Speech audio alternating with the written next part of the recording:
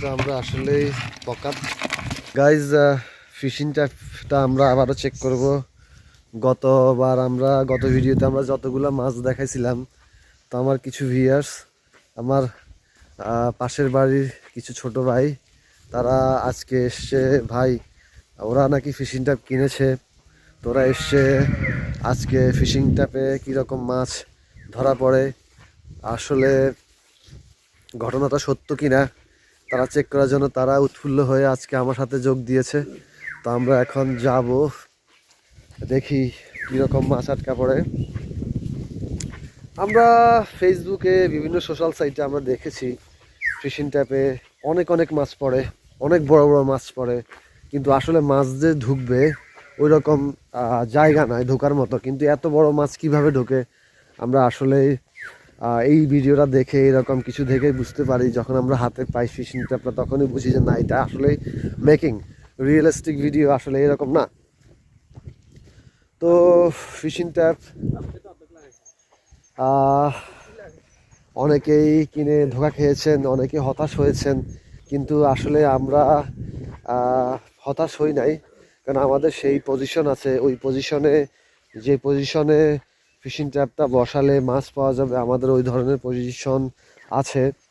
বিদায় আমরা fishing trap দিয়ে এখনও চারদিকে পানি শুকিয়ে গেছে, কোথাও পানি নাই, কিন্তু আমাদের যে পজিশনগুলোতে, আমাদের যে জায়গাগুলো আছে ওইগুলোতে এখনও পানি ভর্তি। ওই জায়গাতে এখন মাছ পাওয়া যায় ফিশিং ট্যাপে। ফিশিং ট্যাপটা কার্যকরী বিশেষ করে যেখানে পানি চুঁয়ে চুঁয়ে বের হয়, ওখানে ফিশিং ট্যাপটা কার্যকরী। তো গাইজ, আমরা এখন আমাদের নির্ধারিত গন্তব্যে পৌঁছে গেছি। আমরা যেখানে ফিশিং ট্যাপটা বসাই ওই জায়গায় আমরা চলে এসেছি। আমরা এখন ফিশিং ট্যাপটা চেক করব, দেখব গতবারের মতো এবারও কেমন মাছ পাওয়া গেছে। আর গাইজ, এই যে দেখুন আজকে কুয়াশা, শৈত্যপ্রবাহ চলছে। আবহাওয়ার তার নির্দেশ অনুযায়ী আগামী 3 দিন পর্যন্ত শৈত্যপ্রবাহ চলবে। তো আমাদের এদিকে প্রচুর ঠান্ডা পড়তেছে, আপনারা অবস্থা দেখেই বুঝতে পারতেছেন। আমরা খুবই প্রোটেকশন নিয়ে এসেছি ঠান্ডা থেকে বাঁচার জন্য। তো আমাদের এই ঘাসের জমিগুলো তো এখনও পানি জমে আছে। আমরা এখন এইখানে ফিশিং ট্যাপটা বসাচ্ছি রেগুলার। তো আজকে দেখবো কীরকম মাছ পাওয়া যায়। ফিশিং ট্যাপটা চেক করবে দুষ্ট ছেলে আলিফ। ও খুবই দুষ্ট প্রকৃতির। ও হ্যাঁ, ধুয়ে নে।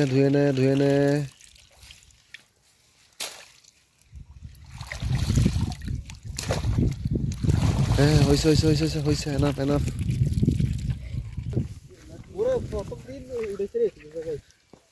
তো ঢেলে দে।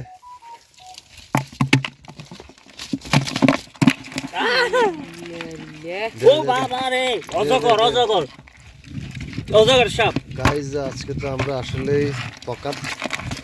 আজকে তেমন একটা মাছ পাওয়া যায়নি। আজকে আমরা যেটা পেয়েছি, আমরা একটা সর্প পেয়েছি। এই সর্পটার বিষ নাই, আমরা এই জন্য ভয় পাচ্ছি না। আর আমাদের এই ছেলেপেলেগুলো খুবই দুষ্ট প্রকৃতির, এরা এই ধরনের সাপকে এরা তোয়াক্কা করে না। ওদের কাছে এইটা একটা কেঁচোর মতো।